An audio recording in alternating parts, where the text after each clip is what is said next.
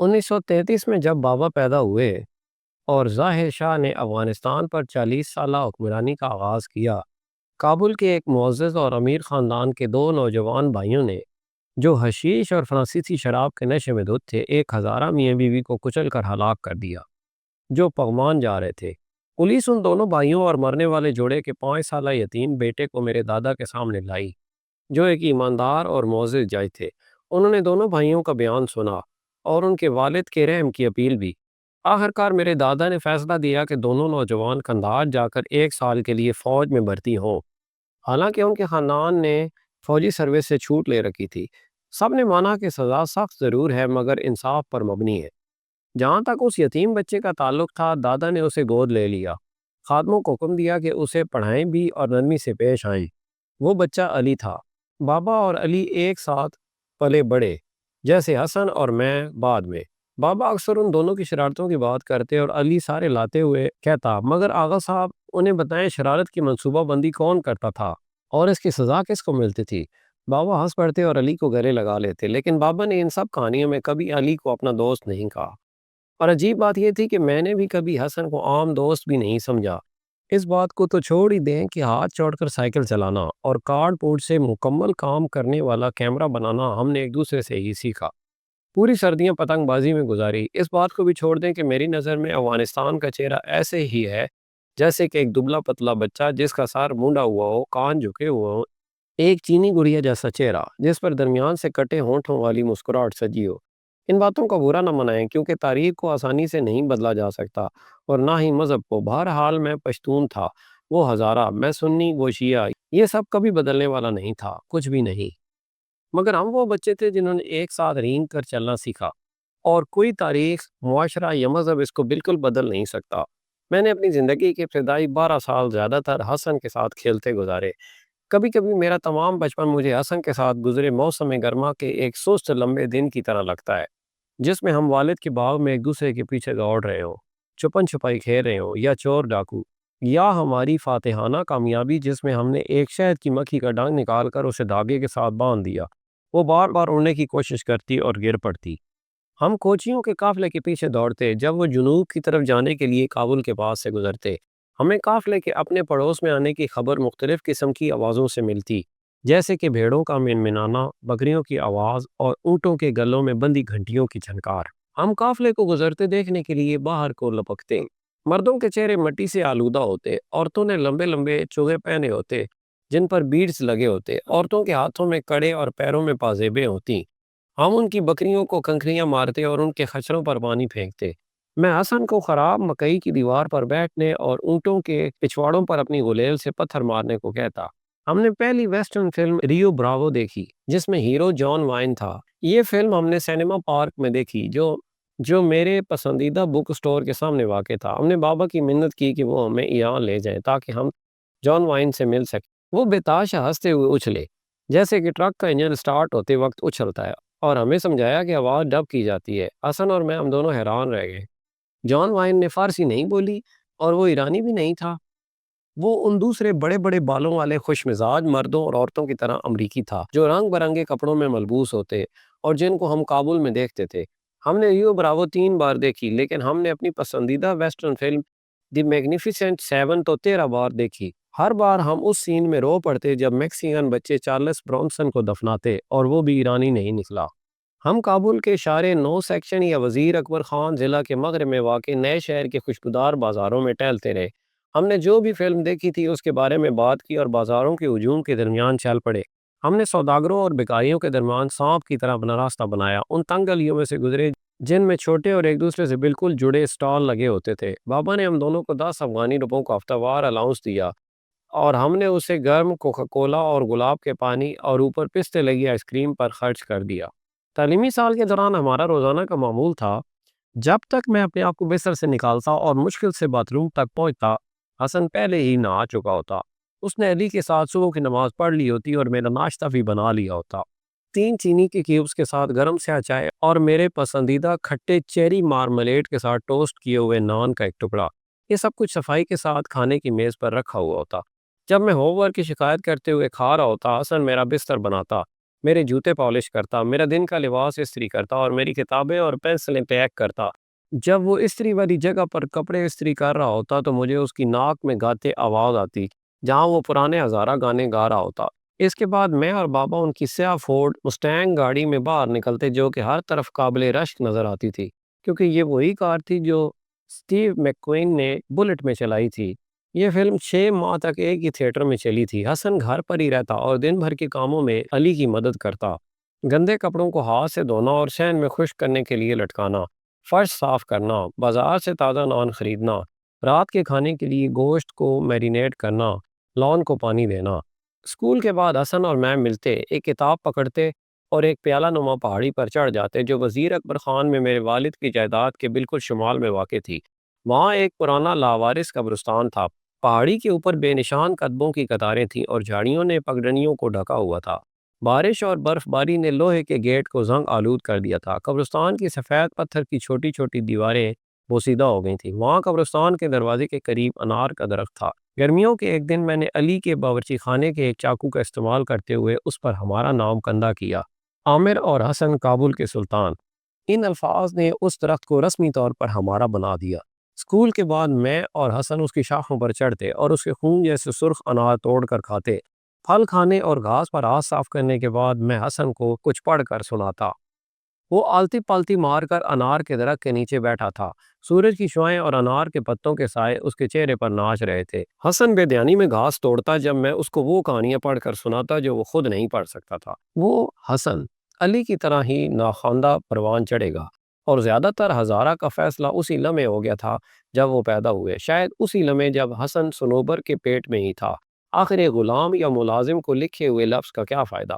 لیکن اس کی ناخواندگی کے باوجود، یہ شاید اس کی وجہ سے، حسن لفظوں کے اسرار کی طرف راغب ہو گیا تھا۔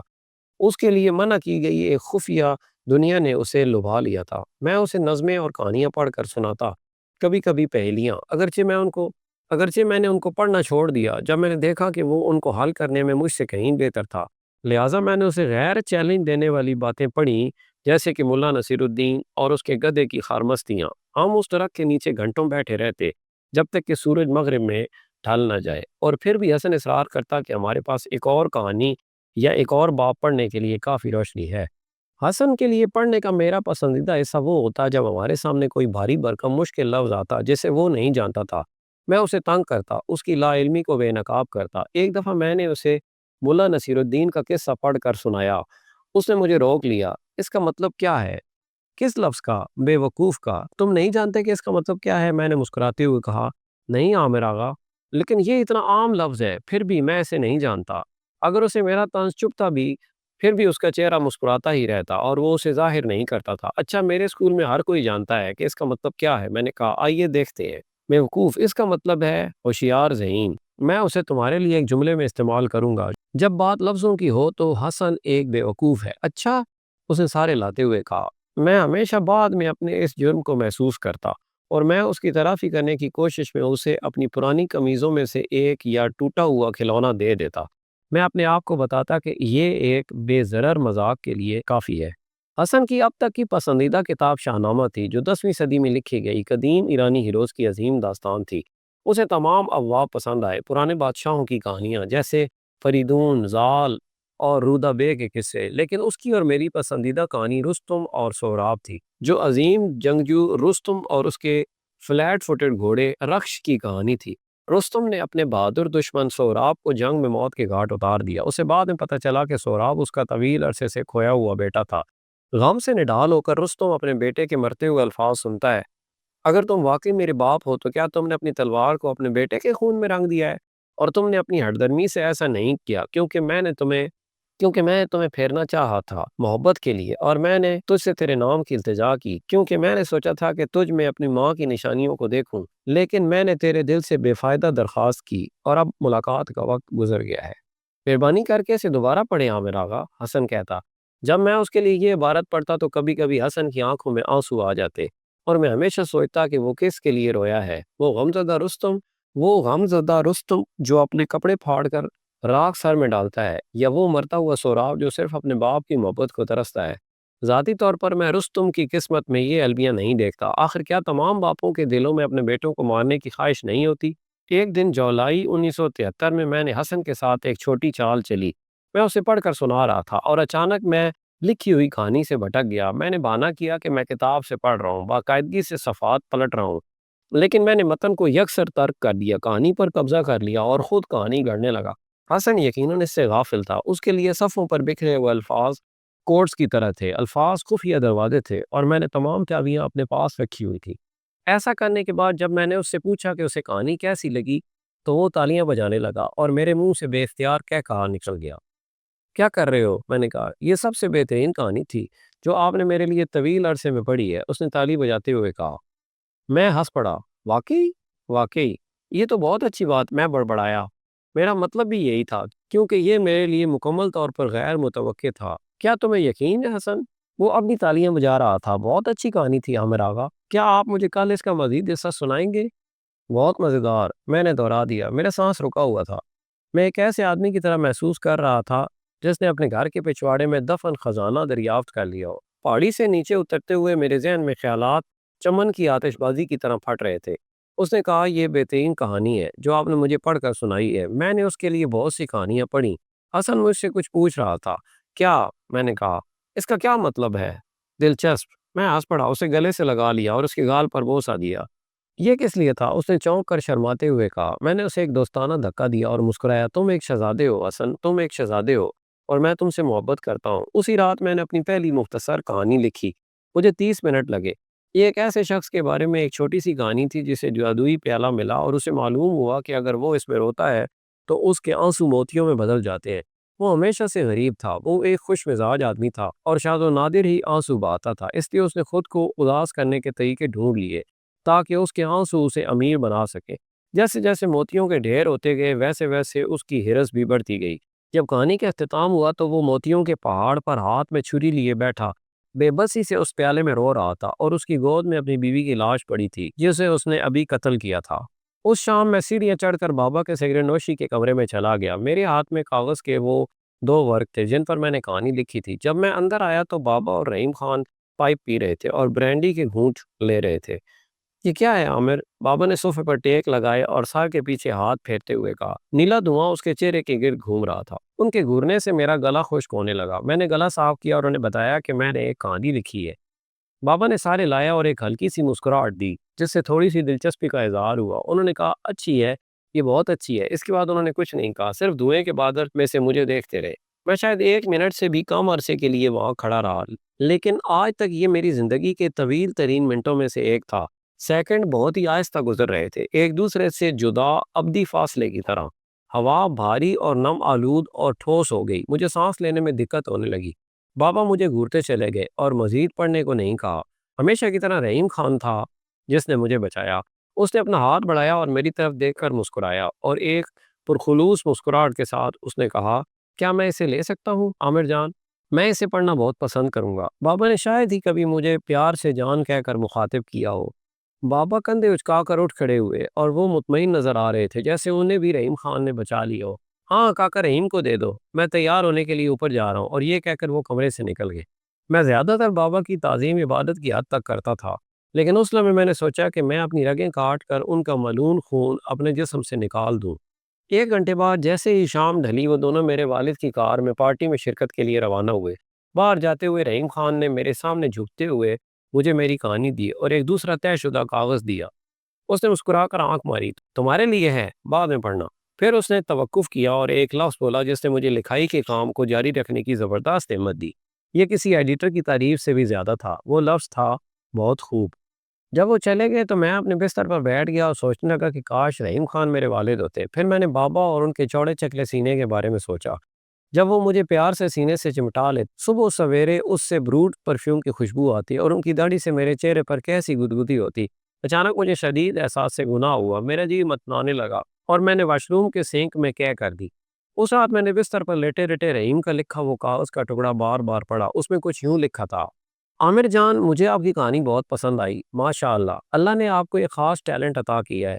اب یہ آپ کا فرض ہے کہ اس ٹیلنٹ کو نکھاریں، کیونکہ جو شخص اپنی خودداد صلاحیتوں کو ضائع کرتا ہے وہ گدھا ہے۔ آپ نے اپنی کہانی مضبوط گرامر اور دلچسپ اسلوب کے ساتھ لکھی ہے، لیکن آپ کی کہانی کی سب سے متاثر کن بات یہ ہے کہ اس میں ستم ظریفی ہے۔ آپ شاید یہ ابھی نہیں جانتے کہ اس لفظ کا کیا مطلب ہے، لیکن آپ کسی دن ضرور جان جائیں گے۔ یہ وہ چیز ہے جس تک کچھ مصنفین اپنے پورے کیریئر میں بھی نہیں پہنچ سکتے۔ آپ نے اسے اپنی پہلی کہانی سے ہی حاصل کر لیا ہے۔ میرا دروازہ آپ کے لیے کھلا ہے اور ہمیشہ کھلا رہے گا عامر جان۔ آپ کو جو بھی کہانی سنانی ہے میں سنوں گا۔ بہت خوب، آپ کا دوست رحیم۔ رحیم خان کے نوٹ سے خوش ہو کر میں نے کہانی پکڑی اور جلدی سے نیچے اس ہال کی طرف دوڑا جہاں علی اور حسن ایک گدے پر سو رہے تھے۔ صرف یہی وہ وقت تھا جب وہ گھر میں سوتے، جب بابا گھر میں نہ ہوتے اور علی کو مجھ پر نظر رکھنی ہوتی۔ میں نے حسن کو جھنجھوڑ کر جگایا اور پوچھا کہ کیا وہ ایک کہانی سننا چاہتا ہے۔ اس نے نیند سے بھری آنکھوں کو رگڑا اور انگڑائی لیتے ہوئے بولا، ابھی کیا ٹائم ہوا ہے؟ وقت کی کوئی پرواہ نہ کرو، یہ کہانی خاص ہے، میں نے خود لکھی ہے۔ میں نے سرگوشی کی تاکہ علی نہ جاگ جائے۔ حسن کا چہرہ چمک اٹھا۔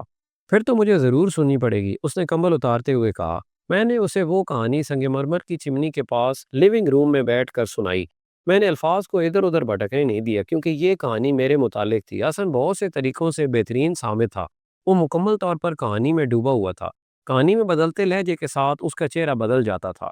جب میں نے آخری جملہ پڑھا تو اس نے اپنے ہاتھوں سے خاموش تالیاں بجائیں۔ بہت خوب عامر آغا، اس نے لہک کر کہا۔ میں نے دوبارہ مزہ لینے کے لیے پوچھا، کیا یہ تمہیں اچھی لگی؟ اچھی رائے سننے کا اپنا ہی مزہ ہے۔ کسی دن تم ایک عظیم مصنف بنو گے انشاءاللہ، حسن نے کہا۔ تمام دنیا کے لوگ تمہاری کہانیاں پڑھیں گے۔ بہت بڑی چھوڑ رہے ہو، میں نے پیار بھرے انداز میں کہا۔ نہیں، تم بڑے اور مشہور ہو جاؤ گے، اس نے زور دیا۔ پھر وہ کچھ دیر کے لیے رکا اور اس نے کھنکار کر گلا صاف کیا جیسے کوئی بڑی بات کہنے لگا ہو۔ لیکن کیا مجھے اس کہانی سے متعلق سوال کرنے کی اجازت ہے؟ اس نے شرماتے ہوئے پوچھا۔ ہاں، کیوں نہیں؟ اچھا، اس نے کہنا شروع کیا۔ مجھے بتاؤ حسن، میں نے کہا، لیکن میرے اندر کا غیر محفوظ مصنف پتہ نہیں سننا بھی چاہتا تھا۔ ٹھیک ہے، اس نے کہا، کیا میں پوچھ سکتا ہوں اس آدمی نے اپنی بیوی کو کیوں مارا؟ دراصل اسے آنسو بہانے کے لیے رنجیدہ کیوں ہونا پڑتا تھا؟ رونے کے لیے پیاز چھیل لیتا۔ میں حیران رہ گیا، یہ بات اتنی واضح تھی کہ مجھ بیوقوف کو کیوں نہیں سوجی۔ میرے ہونٹ ہلے لیکن آواز نہ نکلی۔ اس رات لکھنے کے بارے میں نے کچھ نیا سیکھا کہ کہانی میں جھول نہیں ہونا چاہیے۔ یہ مجھے حسن نے سکھایا، حسن جو پڑھ نہیں سکتا تھا اور جس نے خود ساری زندگی ایک لفظ تک نہیں لکھا۔ ایک سرد اور اندھیری سی آواز میرے کانوں میں گونجی، وہ جاہل ہزارہ، وہ کیا جانتا ہے؟ وہ ایک باورچی بننے کے علاوہ کر ہی کیا سکتا ہے؟ اس نے تم پر تنقید کرنے کی جرت کیسے کی؟ اچھا، میں نے بولنا شروع کیا لیکن میں اپنا فکرہ مکمل نہیں کر سکا کیونکہ افغانستان ہمیشہ کے لیے تبدیل ہو چکا تھا۔